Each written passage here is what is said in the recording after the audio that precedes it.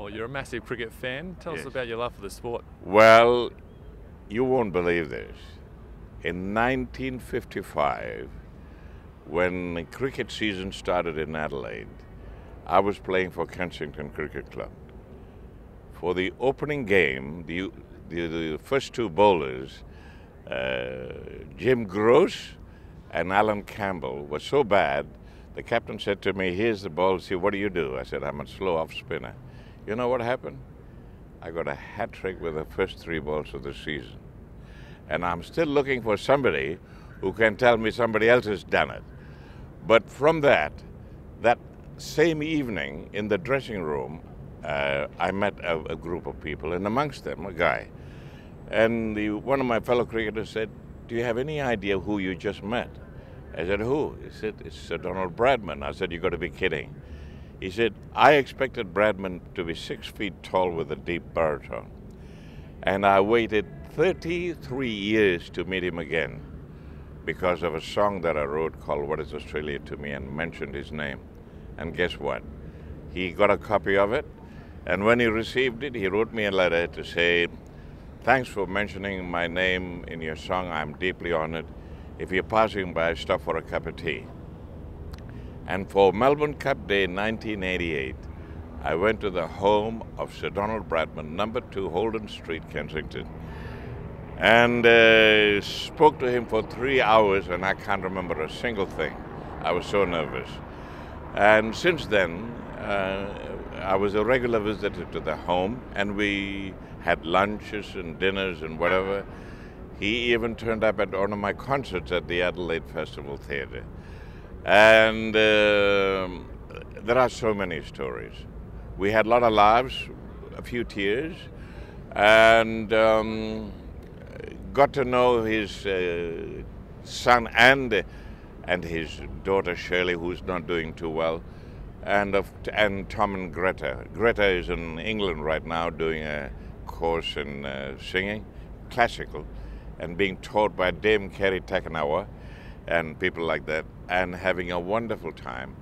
And I never believed that I would have such good fortune to meet this great man. And I have, numerous letters. He preferred writing than talking on the phone. So I have, would you believe, some 60, 70 odd letters. And I often go back to that and visit some wonderful memories. And of course, Tom, Dick, and Harry, when they found out I knew Sir Donald Bradman, they wanted autographs.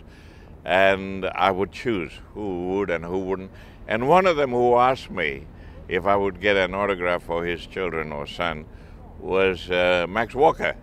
I tell you, I was in fact, it was the day that I went to meet Sir Donald. I was so nervous. And Max was in the plane. And he said, "Oh, don't be so nervous about Sir Donald. He's an easy man to get on with." And about a year later, I met him again, and he said, "Did you meet Sir Donald?" I said, "Yeah." "Oh, can you get me an autograph?" And, there are so many. And one of the greatest memories is Sir Donald's 90th birthday. As you can imagine, he didn't want to attend the birthday. But Sachin Tendulkar was there, and I was in the same dinner table with him, and I sang the national anthem, and both verses, and I'm looking for the footage, of the whole footage, if you can help me find it, of the Bradman's 90th birthday in Adelaide, next to Intercontinental, and there were about 1,500 people there.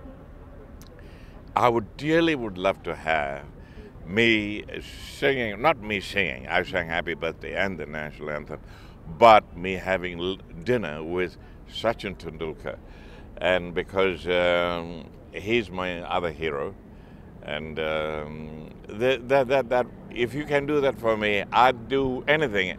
And I'm about to write a book, and the book quoted by a journalist who said in 1959, when I did my very first television show in Adelaide, it was Adelaide's first ever television show, entertainment, called Adelaide Tonight. I appeared in it, very nervous.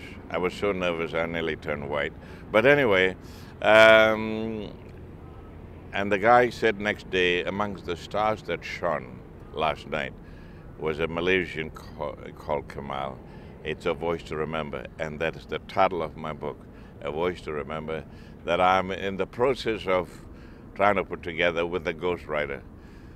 And look out for that. And there are so many unbelievable memories with Sir Donald.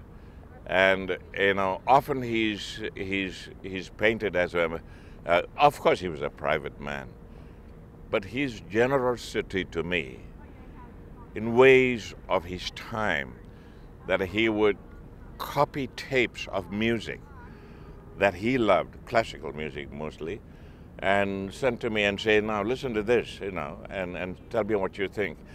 And I spoiled him silly by sending him the best wine or vintage of his birthday or something, and on the Hardys, yeah, we could be here forever talking about Sir Donald. And what I must say is what I cherished more than the moments with Sir Donald was Lady Bradman, Jessie. She was one hell of a woman, And the only, not a regret, on his 100th birthday, Greg Champion wrote a song called I Was a Mate of Don Bradman. And I thought he was going to sing it. He says, no, I wrote it for you. I said, there is no way that I can call Sir Donald my mate. We argued for 3 months. And I eventually gave up and recorded the song. And John Laws, who was never a Kamahl fan, a year later stopped me in the middle of a television interview and said, that should have been #1. Maybe it's not too late. I was a mate of Don Bradman, but he was one of a kind. And some statistics showed that it would be another 10,000 years before you find another Bradman, with all due respects to Michael Clarke and Sachin Tendulkar. But and this is just amazing. And I hope you can let me have a footage of this one. And if there's anything I can do for cricket, please let me know. And tell me if there's anybody who got a cricket with the first 3 balls of the season. Well, Kamahl, we'll look into that. We'll try and get your birthday footage, and all the best in the future. Okay, thank you. All the best.